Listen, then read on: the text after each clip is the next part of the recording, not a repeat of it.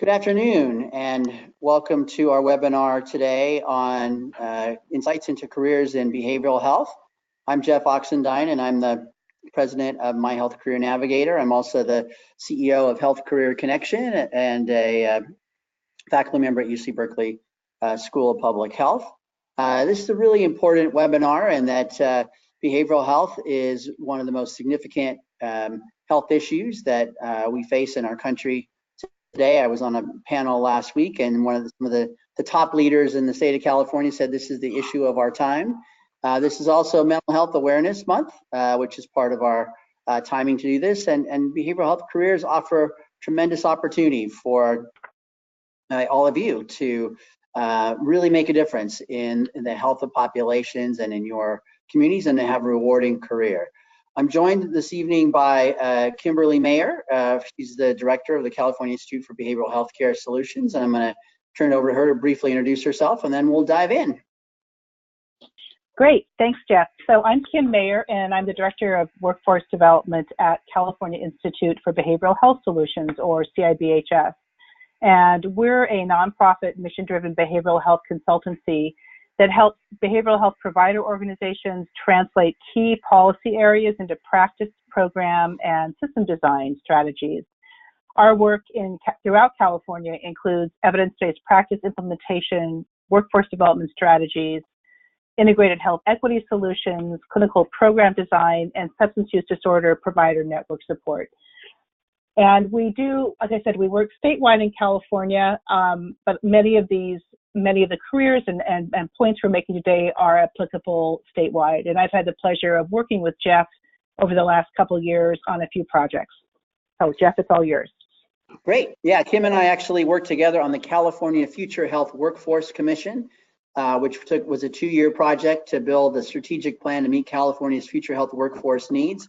And behavioral health was one of the 3 top priorities of all the health and workforce areas of the state. So the example, we're going to give a lot of examples from California and data from there, but the challenges are similar across the country, and some of the requirements and opportunities are as well. So with that, we're going to dive in. Along the way, if you have questions, go ahead and type them into the question box or the chat box. We're going to hopefully leave ample time at the end for your questions. So Janet, take us to the next slide, please. So the overview is we're going to talk about why behavioral health careers are important, some of the current challenges.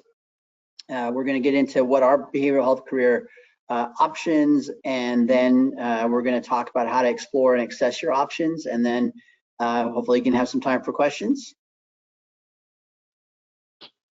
The data I'm going to show now, it comes from the work we did at the California Future Health Workforce Commission, and it was done from research and a presentation by Dr. Janet Kaufman at the Health Force Center at UCSF, who's really one of the leaders in the country at data around the health workforce. And so we're going to just start. Part of why behavioral health careers is because there's a compelling need. There's shortages, there are distribution issues, there's lack of diversity, and it's really important to our population. So we're going to show some of Janet's data here. Next slide, please. So just as in California alone, we have 7 million people who live in health professional shortage areas. In LA County alone, you can see that 14 of the communities in the county face major shortages of mental health providers. And we know that we have a mismatch of the number of psychiatrists, psychologists, social workers, other mental health providers relative to the enriched diversity of our population, particularly the Latino population. We only have 2/3 of the psychiatrists that we need, and that's going to be worsening as the psychiatry population ages. And primary care providers, who also provide a lot of behavioral health, we also have a huge shortage there and a need for more training of those providers. Next slide, please. Behavioral health is a top priority, as I mentioned earlier. And by the way, when I speak about behavioral health, it's both mental health and treatment of substance use disorder issues. This is some California data that showed that 62% of the people who need mental health treatment did not receive mental health services in this time frame that the study was done. It's even greater when it comes to adolescents, a larger number of adolescents and children, closer to 67, 70% don't receive treatment, and it's greater for populations of color and low-income populations. So a real significant issue. Next slide, please.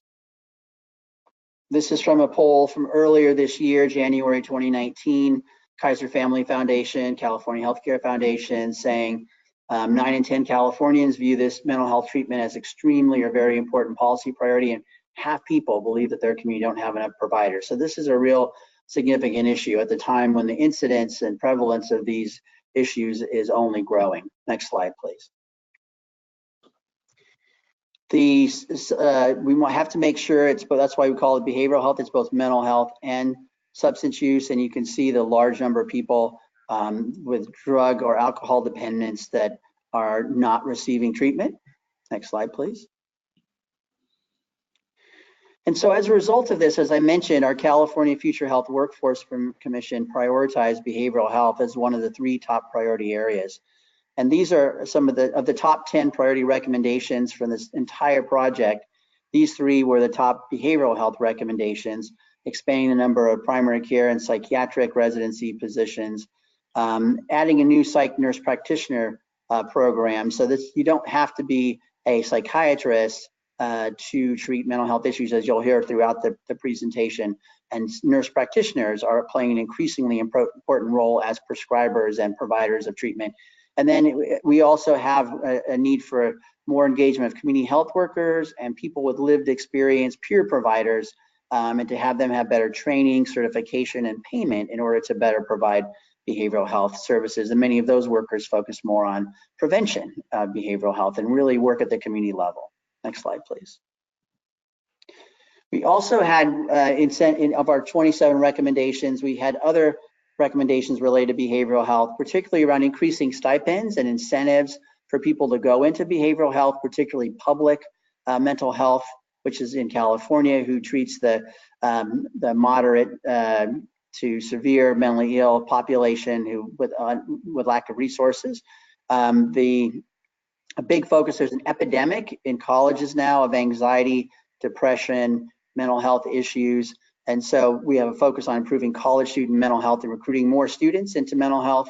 And then starting at the K through 12 level, where many of these issues need more to teach about prevention, self-care, mental health first aid, and expose students to mental health career and address the stigma about mental health careers early on. And again, train more primary care providers. And we know, back to that issue of lack of diversity, that we need to increase the number of people from underrepresented populations as well as from under-resourced communities. Next slide, please. So let's talk a little bit about some of the behavioral health professions, and then Kim will go into much more detail. So next slide, please. So in behavioral health, the people who provide behavioral health include people that are specifically trained behavioral health clinicians, as well as people who are primary care clinicians. The next slide will show the different types of behavioral health clinicians that are involved. And again, we'll talk in more detail about these, but they range from psychiatrists who are MDs or DOs who have training in that area, and licensed clinical psychologists, and also including social workers and different types of counselors and therapists. I mentioned psych nurse practitioners early on. There are also an increasing number of psychiatric registered nurses, clinical nurse specialists who provide this treatment. Psychiatric technicians play an important role, as well as substance use disorder counselors and peer providers. And so this is meant to show you kind of the range of different professions that you can consider when you're looking at behavioral health careers. And again, Kim will go into more details about these in a couple of minutes. Next slide, please. We just talked about the fact that there's shortages. It's even a bigger problem with distribution. So in California, many people that are behavioral health providers want to live in the coastal areas of like San Francisco and Los Angeles and San Diego, but even in those areas they have shortages. As we move inland to the Central Valley, the Inland Empire, some of the fastest and largest growing areas of the state, there's severe shortages. And then in Northern California, the more rural areas definitely have lower supplies. And this is true in other parts of the country as well. And so we need to have people from all communities be interested in behavioral health careers and have pathways to get there. Next slide, please. And this just shows you why some of the challenges that we have. That we have the workforce that we do have providing behavioral health is aging.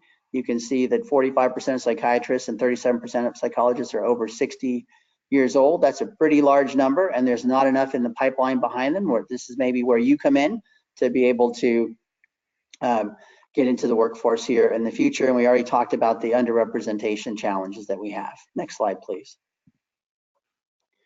This just shows you a little bit more of the breakdown of different racial and ethnic groups amongst 4 of the key behavioral health categories of professions. You can also see the number of people in those professions to give you some idea of the magnitude of how much of the behavioral health services are provided by these different types of counselors. So you can see, again, we definitely need to increase the diversity across the board. Next slide, please.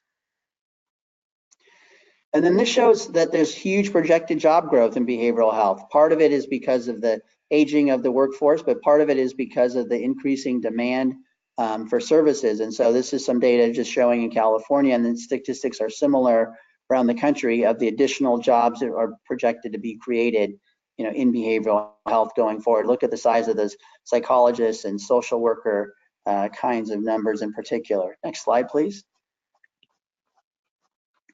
And then this shows the kind of the juxtaposition of what that demand is relative to what's being produced by current behavioral health training programs. So you can see we're not nearly producing enough people to meet the demand going forward. So we're working on increasing the capacity of these programs. And that's where some of you may come in, either coming through one of these training programs or coming from another state to come to sunny California to provide behavioral health services. Next slide, please. And this is an example of one of my former students from Health Career Connection who, this is what we're trying to do, and we want more of this. Evita Limon Roca is a person who grew up in the Inland Empire. She was a product of Health Career Connection and other pipeline programs, and she ended up deciding to go into psychiatry, focused on pediatrics, adolescent psychiatry, which is very rare and much in need. She also decided to be a policy advocate to change systems, improve behavioral health and health equity. And she's just finishing, she just won the Resident of the Year award for the entire country for the National Hispanic Medical Association, and she's returning to serve in the Inland Empire in public mental health and to work on policy advocacy. So this is sort of our goal, is to have more people from these communities who know the culture, who speak the language, to come back and serve and be behavioral health providers and change agents. Next slide, please. And the last slide I'm going to talk about here is in our behavioral health subcommittee for the commission, this is adapted from the World Health Organization, and it shows the different levels. This triangle shows the different levels of care that are provided in behavioral health. And you can see that the goal here is to have more of the care and the effort be going towards self-care, informal community care, more primary care related mental health services, and then more psychiatric services in hospitals and in community settings, and ultimately for the few people who need them, hospitalizations, long-term stay in psychiatric facilities. And the point is that we want to have more of, as much as possible, have more of the resources go into helping people with self-care, with prevention, with early detection and intervention, and to get the care that they need. And they have have many more workers working at each of those different levels. We need to have enough people to provide acute mental health services, and because when they need it, it's really, really needed. But we want to also have enough people to try to prevent that and get people treated at the right level, at the right cost. So we're trying to work on people and using technology going forward to try to have more and more opportunities for all range of behavioral health professionals to be able to provide services at each one of these levels, and also training other people like teachers and first responders and people in the ministry and others who are going to be interacting with folks to be able to also help with some of the self-care and other kinds of informal community care that might be available. I'm going to ask Kim now to join us here and to see if she has comments on this particular slide or anything else that we've talked about so far. Yeah, thanks, Jeff. I think what this slide really also tells you is that we want to encourage for people that's practical, that self-care is a part of their mental wellness or mental health. And we know, though, there are a certain percentage of people that do need clinical support and professional services. But what we're trying to say here, too, is that this is a way that we could recognize that self-care and community care by people that, either by yourself or by people that may not be licensed but are trained or certified, is definitely a piece of our whole career pathway, and also in terms of the kind of the universe of people that are working in behavioral healthcare. So this model is what, as Jeff was saying, in our subcommittee, this is something that our committee was really felt was very important. And now we've seen this another state agency here in California, the Office of Statewide Health Planning and Development, is also using this in some of their planning for ongoing behavioral health workforce development. So we were glad that this was came up during our work too. So that's been great. Okay, so let's go on, and now we're going to go in a little bit more detail about careers in behavioral health. And what I'm going to be doing over the next several slides is focus in some specific careers and talk a little bit about some of the differences and also some of the things that one might consider if you're thinking about a career in behavioral health. So next slide, please.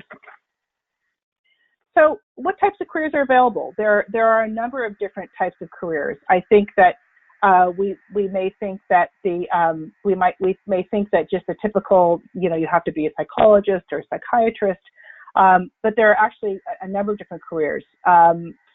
It's a broad field with a wide range of choices. It can involve people working with individuals and mental health conditions and supporting them in their recovery.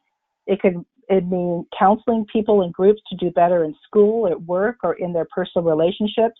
It can mean advocating for a person's access to mental health and other services, advocating for policy work, like Jeff just spoke of, the student who just completed her residency, that she's also focusing on advocacy.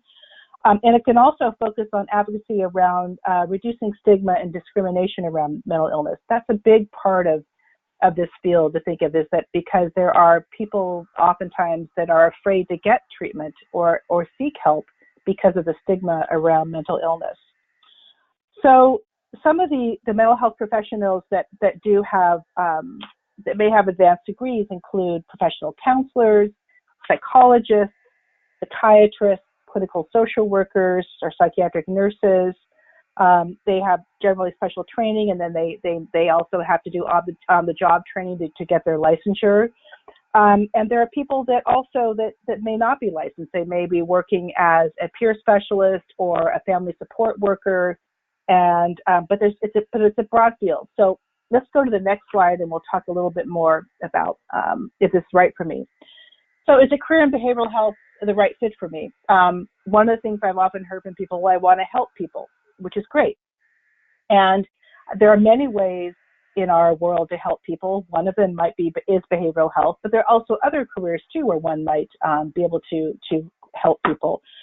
But in terms of behavioral health specifically, these are generally some of the traits for folks that might be well suited, which are great listening skills, advanced verbal and written communication skills, having empathy and compassion, possessing a clear and healthy personal boundaries, belief in people's capacity to change, and comfort with ambiguity, critical thinking, being non-judgmental, and the ability to be discreet and authentic and self-aware. And then some of the challenges of working in the field are it can be a high emotional investment. It can be a high financial investment if you're doing graduate school.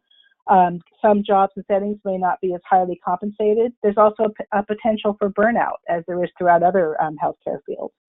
And some of the other real benefits are its ability to help people, to make a difference in people's lives and work environments, and to be committing to people having supportive relationships and work-life balance. These are just some really general guidelines, but let's take a look at some of the specific positions and talk about what they require and give you a better sense of what might work for you. So next slide, please. So we're going to talk a few minutes about jobs that may require lived experience. And this is a term that over the last 20 years has become far more important in terms of the behavioral health field. Next slide, please. So what is lived experience? And it basically, it describes somebody who has a firsthand experience as, you know, in general, as somebody looking as a part of a minority group. In terms of we're going to apply this to mental health, it's usually somebody who has been living with or has mental illness or has had mental illness. It can also be a family member, somebody who has lived experience. And so that's been used in the mental health field a lot because there is value to people who have experience in our field to understand the system, to potentially have a role in the system. And I should say that there are many people who work as professionals that may have lived experience in the mental health field. They may not want to be as out with that, but that's also something too. But so now we're talking about lived experience in the context of the mental health field, the behavioral health field. So go on to the next slide, please. One of the opportunities that we're hoping to have in California is called a certified peer specialist in California. California is one of the few states out of the majority of states that does not have a statewide certification for people who are peer specialists, peer support specialists, mental health peer specialists. These are all different terms that are used. And for the last several years, California has had different pieces of legislation to try to make this happen. They have not been successful. However, we are hopeful with our current, with the new governor and with the current legislative process in session that may happen. And the reason that that's important is that there are people working as peer specialists throughout California, even though we don't have a statewide certification. But the reason it would be a good thing for California is it would make educational standards uniform throughout the state, and it would say, here's the curriculum, and it would also mean that somebody who may be working as a peer specialist in one county or one part of the state or one organization may be able to work in another organization. And so that's why California is considering this. There are also some other more technical pieces about the role being identified for reimbursement in terms of employment as part of an organization. But like I said, it has not been successful yet in California, even though there's a lot of great examples, but we're hoping that may happen in California soon. Next slide. Another role in terms of that's not necessarily somebody who is licensed, but it's advocacy. And advocacy is an important thing in mental health because it's because of some of the stigma and discrimination. And some of the ones in California that we are very well known are the Mental Health Association of California, NAMI, which is the National Alliance for Mental Illness, which is a national organization, Disability Rights California, California Mental Health Advocates for Children and Youth, or CAMACE, the California Coalition for Youth, and others. But this is another way that one can get involved as an advocate. And, you know, just thinking about in terms of our society today, just think of some of the more famous people that are advocates for mental illness. Lady Gaga, if you remember at the Academy Awards that she mentioned mental illness and depression in her speech. And so the point is that getting involved in these different advocacy organizations in your own community is another way to advocate for mental illness. And a lot of people start their career because they get interested in some type of advocacy work, or because they've had a family member that's had mental illness. So there's lots of different ways so advocacy is another important piece for the behavioral health workforce. Next slide. So there are also different certificates and positions. These are jobs that require additional training or education. It could be certificates, exams, or on-the-job training. Next slide, please. A psychiatric technician, or we call it a psych tech. And a psychiatric technician works under the supervision of a psychologist or psychiatrist. They aid physicians or doctors by carrying out treatment plans, administering medication, conducting some counseling sessions. And psych techs often work in hospitals and nursing home and rehabilitation centers. In California, they work a lot in our state hospitals. So that's one opportunity as psych tech. And generally, that's up to 12 to 14 months full-time or up to 20 months part-time program. Next slide. a Certified Psychiatric Rehabilitation Practitioner, which is a mouthful, or CPRP. This is a certification that's a national certification, and CPRPs vary from everyone from physicians to PhDs or people with a GED or an occupational therapist or a peer specialist, and they're all showing a commitment to recovery, that recovery from serious mental illness is possible. Candidates for the CPRP meet eligibility requirements in different categories. They have academic preparation, they have work experience related to providing psychiatric rehabilitation, and they have a qualified education and training in psych rehab. And there's also training, and also they are required to take an exam. So that the CPRP is not as common in, I would say, in nationally in some states, but it's something that it's basically what it has been in California is a way for people who may not be licensed or who are peers that want to gain more education and training, and recognition. So CPRP is that. But again, it's not just for people that don't have a degree. So here it's showing you the different practical experience in terms of internships. And generally, the organizations that provide the type of work experience are different nonprofit organizations in California. There is an organization of these associations called the California Association of Rehabilitation Agencies, or CASRA. And CASRA has, I think, 30 or 40 different organizations throughout the state, but those are nonprofits that generally provide mental health services to the public setting, and people get their CPRP experience in those organizations. Hey, Kim, this is a quick question. Yeah. Is this a role that somebody coming out of college could potentially get into? It looks like it says 4-year degree or higher in allied health, behavioral health. Is this something that someone... It can be.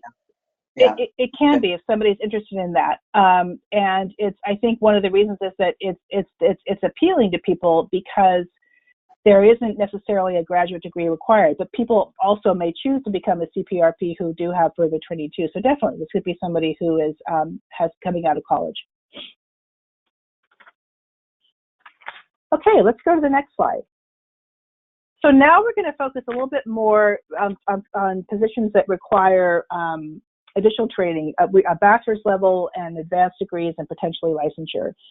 So another way to get involved in the mental health field is to become a licensed therapist or counselor or social worker. These positions have higher education and experience requirements. You want to go back just a slide? I'm just going to go back one slide. Thank you.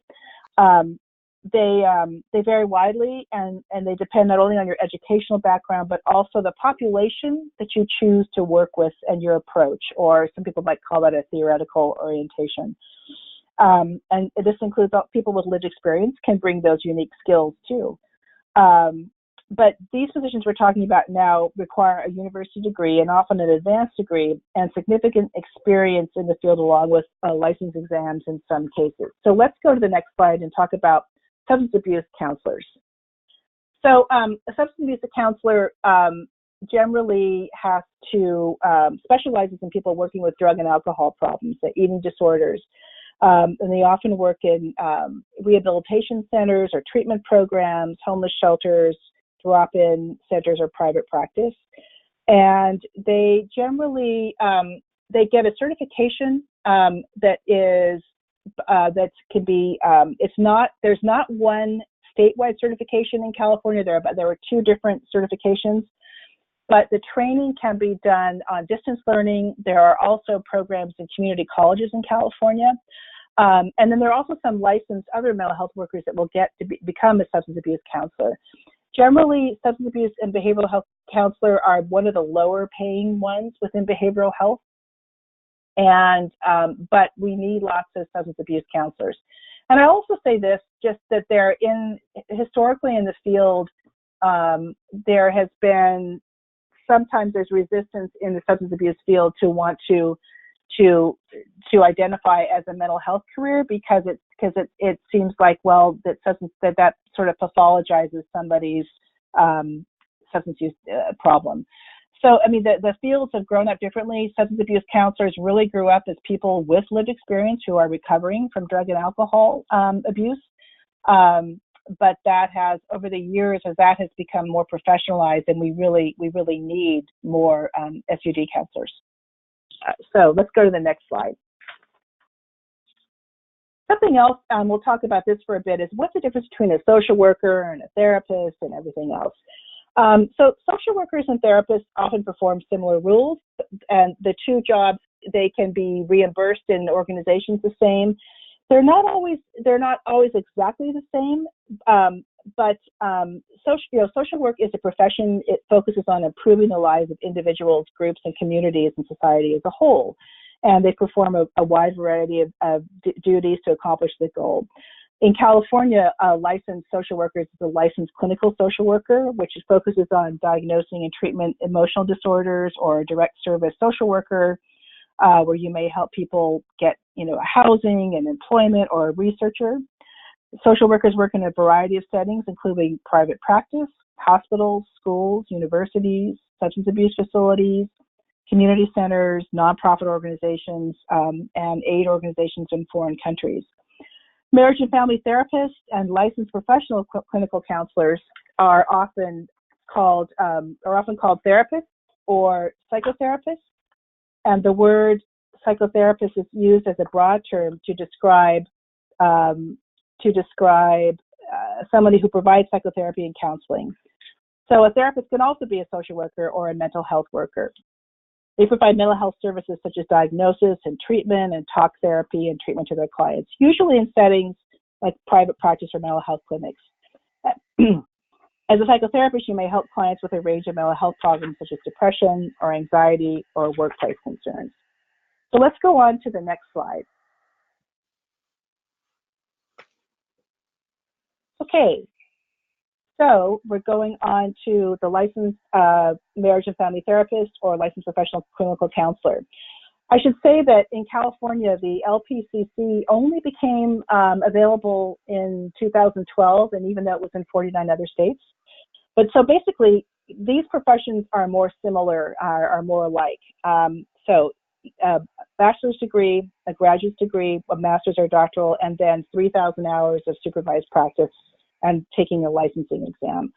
MFTs and LPCCs work directly with individuals and families to resolve issues such as interpersonal conflicts, relationship problems, general family dynamics, substance abuse issues, and work other issues.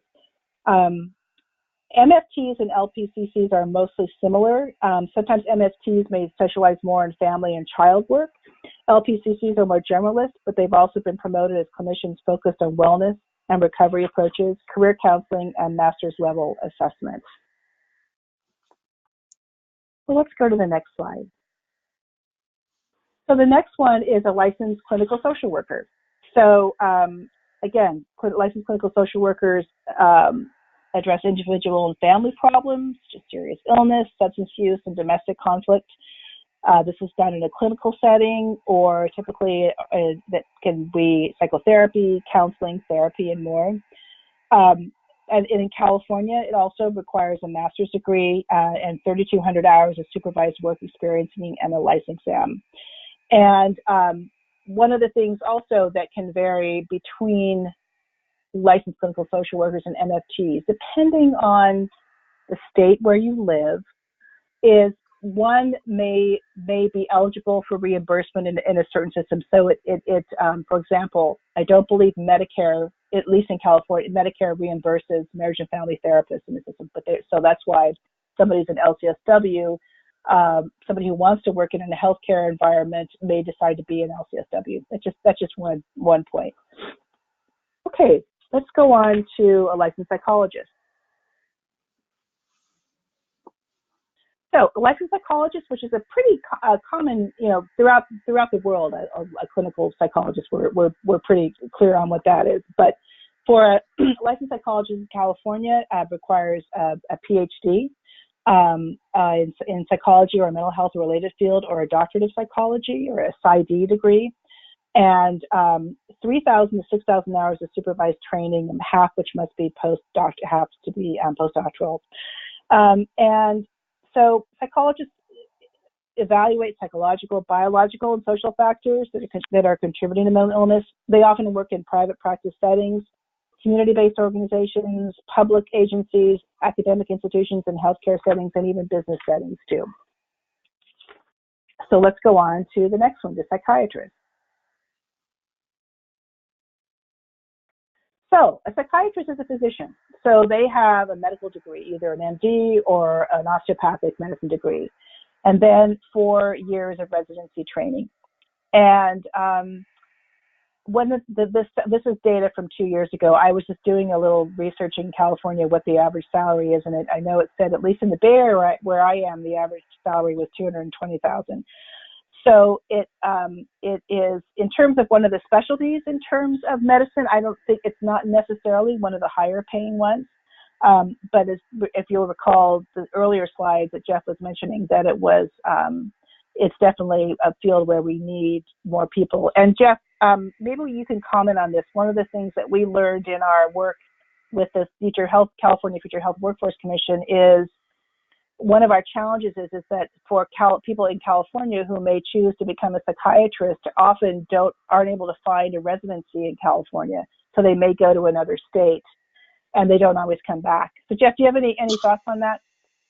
Yeah, I think what you identified is correct. That has been a challenge. That's why earlier when we showed the recommendations from the California Future Health Workforce Commission, that one of the top priority recommendations was increasing the number of psychiatric residencies available, so that people who want that training can get it in California and can stay in California after they practice. One of the two biggest predictors of where a physician will practice is where they're from originally and where they do their residency.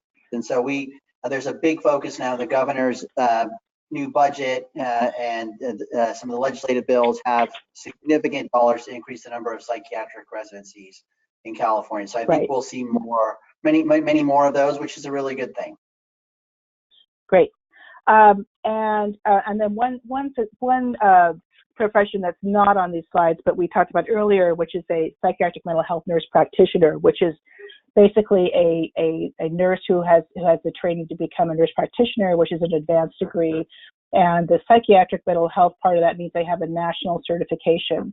And what's important about a psychiatric mental health nurse practitioner is that they are a prescriber. They have a furnishing license in California to be able to prescribe a psychiatric medication. What Jeff mentioned at the beginning is that California, many states throughout the country have what's called autonomous practice for psych MPs.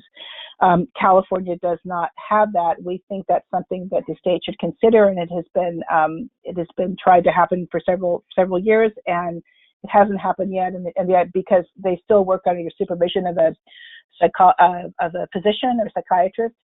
And what the proposal we've had through our workforce commission was to basically look at using autonomous practice. And the idea behind this is that, generally speaking, that nurse practitioners are more available in the community and are sometimes more approachable for people with mental illness. So I just wanted to throw that in, even though that career is not listed here. Yeah, that's a very important career that's estimated to increase. And as I mentioned, we had one of the commission's recommendations was to increase the training available for 300 more psychiatric nurse practitioners over a 5-year period because of their importance, and they're more likely to serve in underserved communities and Medi-Cal populations. And so I think you'll see more training opportunities and more resources and incentives going into psychiatric nurse practitioners. Right. Thanks. Great. Ann. Thank you. Sure. So next slide. So there's also behavioral health careers that can be integrated into other careers too. And so this is just a kind of an overview of some fields that people may use skills from behavioral health, or they may have a background, maybe they've studied psychology as an undergraduate, or like me. So I have a graduate degree in social work, but I knew I never wanted to be a clinician. That wasn't really the role I saw for myself. But I was in the program that I was in. There was a management program. So basically, that's basically what I've done since I finished graduate school. So let's go on to the next slide, and we'll give some more examples. So one, how can you link financial administration to behavioral health? Well, one of the things is that in different fields, I especially say within healthcare field and the business end of healthcare, there are definitely, it's valuable to have an understanding of behavioral health or knowledge or experience in that, in these different things. And in the art fields, we have art therapists and play therapists. Those are roles that people can take on, and also developing educational curriculum design. That's a field unto itself. That's a very specialized field. Media campaigns, again, people who have awareness or have done some work in behavioral health are often can provide a real valuable contribution to these different fields. And also in terms of education field curriculum development and teaching, again, these are other fields that can link to that. Go to the next slide, and we'll talk a little bit more. Information technology, computer science. So in healthcare, as many of us know, in the last, I'd say 10, 15 years, this has become really critical. And there was a data privacy and security and understanding quality improvement and technology. There is a big growth in the last few years about how to use technology around behavioral health. And you're seeing the development of a lot of different apps. And some of that is ways to practice self-care. Some of them have been evaluated, not all of them have been, but the point is that I would say behavioral health field is probably a little bit behind some of the rest of the healthcare fields in terms of IT and technology. In terms of public health, program planning and management, again, in terms of, and I would put myself in the kind of nonprofit in terms of, that's what I do in terms of planning and management. Program evaluation, it's a big piece in terms of being able to understand what's important in evaluation and understanding something to really understanding behavioral health. Policy development in the legal field, political office, advocacy and education. So again, these can link to behavioral health. That doesn't mean you need to have a degree but these are also fields that you may find yourself linked into behavioral health in a different kind of a way, even though you may not have an advanced degree.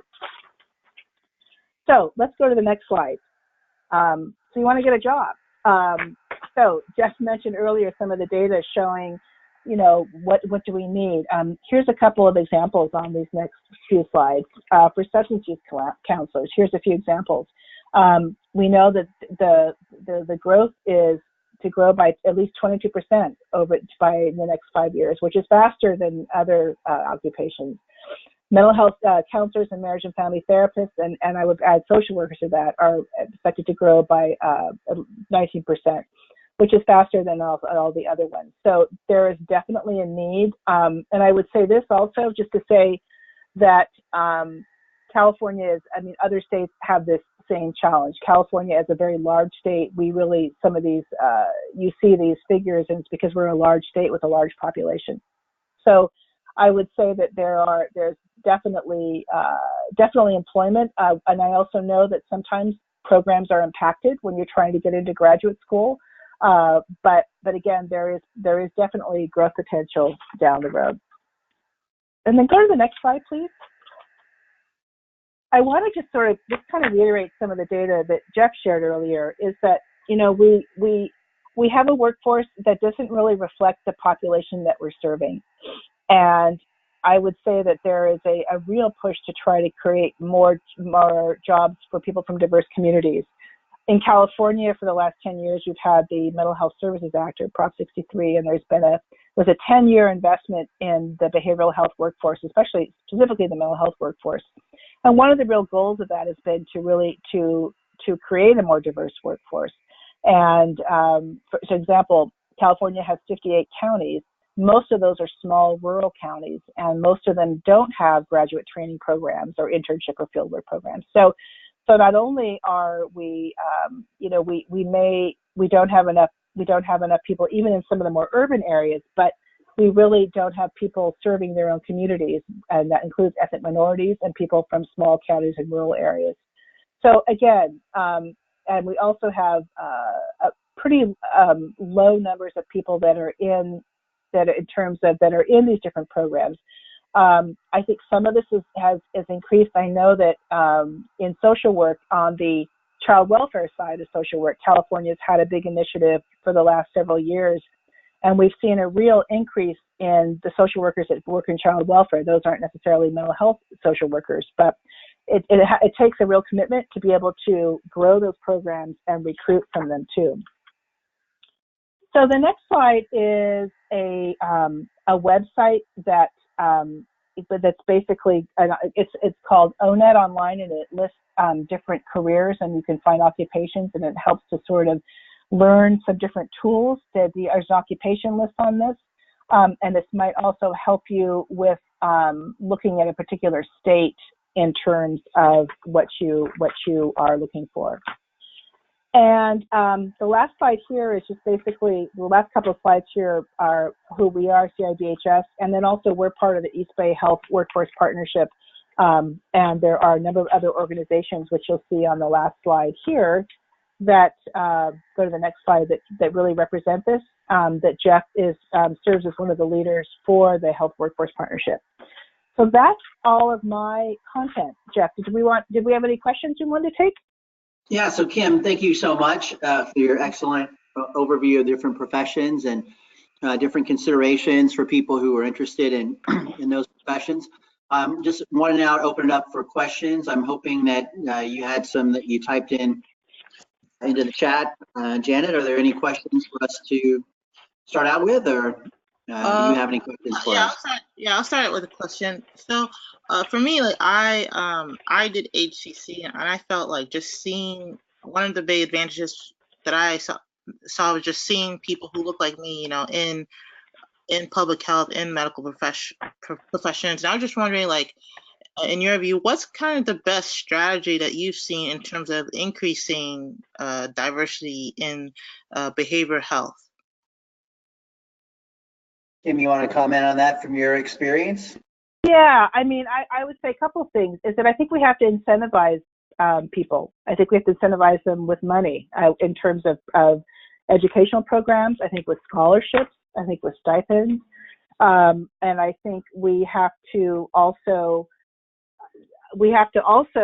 on the service side of it is also recognize that how we serve people who come from different cultural backgrounds, that we have to be sensitive to that.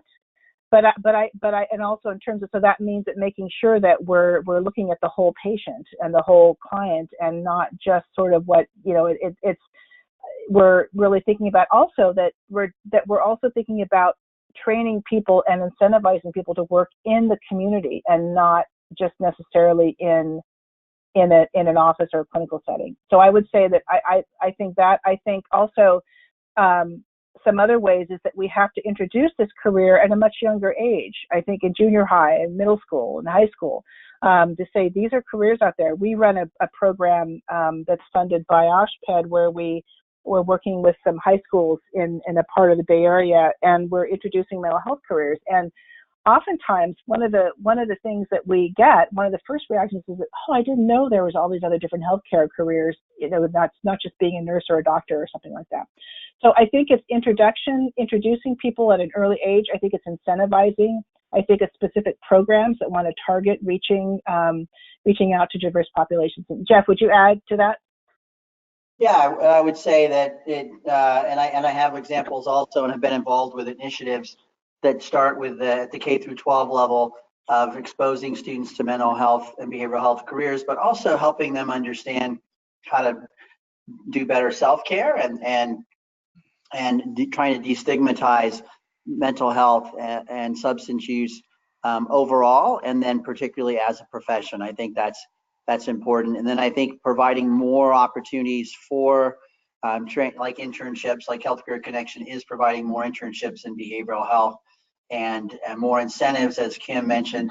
I know that at the state level in California, there's more money going into internships and other kinds of opportunities for students to get exposure, to get the hours that they need, to get experience.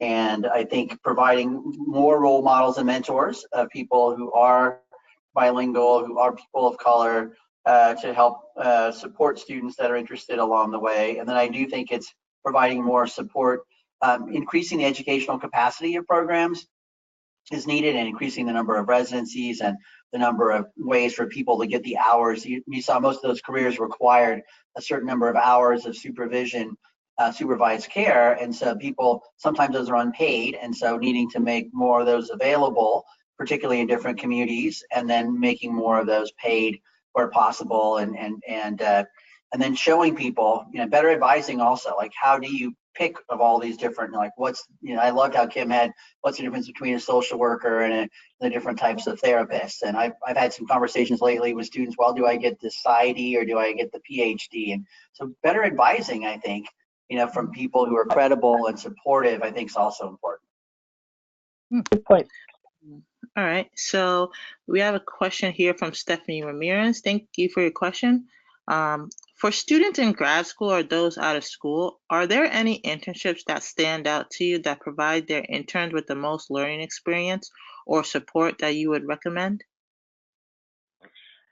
So I'll speak from my experience. Are you talking people that is it for people that are currently in graduate programs, or are we assuming people that are out of that have finished a bachelor's degree? Grad school or those out of school. And this is in behavioral health specifically, just clarifying. So we're talking about in behavioral health, yes? Yes. Okay. So what I have kind of a bias towards the public sector because I worked in a large county mental health system for about 8 years and managed. I ran our intern and internship program, and this was with graduate students from different programs, psychology, MFT, social worker programs, and this was part of their educational program, and some of them were also postgraduate and accruing hours. I think public settings, like county settings, provide a great opportunity for that because you get to see just all kinds of different things, and generally you're going to be working with people who have a lot of experience and can offer you that. And it's also not a setting that's for everybody because you also are going to probably working with people that are severely mentally ill. But again, you get really great community experience. So that's kind of just my bias. And I know that there's the different graduate programs have different ways that they place students or that students apply for programs. But that's just kind of that's my bias. I'll just be frank with that too.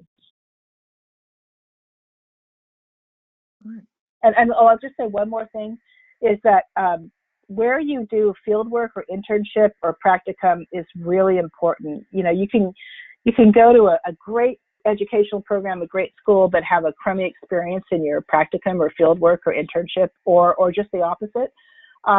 So it's worth asking around. It's worth, asking your advisors. It's worth talking to classmates or other people that have gone through programs and again, everybody's different and people may experience things differently, but it's an important part of one's career. And so I would just sort of put a dot on that too.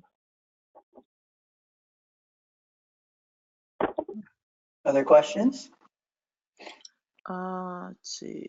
I think one question I had is concerning just salaries. I remember I did an AmeriCourse program at an alternative school, and one thing that just kept coming out, like with teachers, and just to give like history, like a lot of the students had the behavioral health, mental health issues, and there was a psychiatrist on site. But a big issue that came up was just salary. Like the salary was too low, and just do you know what's being done specifically to really raise salaries? Because I feel like, like one thing that I know is that, they kept talking about self-care to the teachers and to professionals, but, it's kind of hard to do self-care if you're worried about money. So I'm just wondering, like, is there like a conversation that's being had to really, address that? It's a great question. And I'd like to think that there was, but I can't really say that there is. But I think what we're recognizing is what happens when we don't have enough behavioral health workers in our systems. I would say this, though. There are some work settings that may be better paid than others. Generally, a large healthcare system like Kaiser in California or other states may pay better. And also sometimes working in a larger healthcare setting, you may find that, but that doesn't mean that. But that's not always the solution for everybody. But I think that there are definitely some parity issues too, just around salaries. I wouldn't disagree with you on that, and I can't really say that there is any big movement to change that that I'm aware of. Yeah, I think that it probably depends on the setting, as Kim said. I think I know in some of the health systems here, they are looking at for their roles trying to address increase in salaries. But I think you're right. It's going to have to happen on a larger scale because of what the needs are, and people who are pursuing different career options, they really do care about what the salaries are going to be and what the living wages will be. I do think that as a way to offset that, as Kim has indicated, there is much more investment going into scholarships and loan repayment and other kinds of stipends and incentives to try to make it so that it costs less for people to get the training they need in behavioral health and to provide financial support to work in public and in settings or under-resourced communities or community type settings. And so I think that you'll see more there, which might help make it so that that if the salaries don't come up as quickly, people are still able to do it. I do think you may see more compensation going to people who are bilingual and have other types of language and cultural skills, as I think the demand for those is also going to be increasing. But you put your finger on a big issue that is going to have to be addressed. There are people who work in different settings in addition to healthcare settings, like prisons, where there's a huge behavioral health need, where the salaries might be higher, or people who work in private practice. Many of the therapists, psychiatrists, psychologists, others work in private practice either instead of or in addition to their work in public and community settings. And so that's a way that people also make the income work. And people are often paying out of their own pockets or with private insurance for that. So folks are able to make more. But that's a key issue that's going to have to be addressed going forward. Any final questions? No, I think that's it. I think we're right on time. All right. Well, I really appreciate everyone joining us tonight. I do really want to emphasize the importance to our communities and to all of us of having a behavioral health workforce that has the training we need, has the supply, the distribution, diversity that we need. And I really do think that there are rewarding careers that the opportunities, and I actually do believe the compensation will increase, and at least the incentives to go into it will be increasing. So it's a good time to be going into it. I hope some of you you'll consider it. Big issues for our communities, and we need you. And so if you're interested further, we'll be trying to have more on MyHCN, or if you reach out to us, we can connect you to other resources to get more information about behavioral health careers. So thank you for joining. Thank you, Kim, for being the co-presenter and doing an excellent job. And Janet, always thank you for helping to moderate and lead the session. Have a great evening, everyone. Thanks, Jeff. Take care. Thank you, guys. Good night. We'll see the recording in a email. Bye.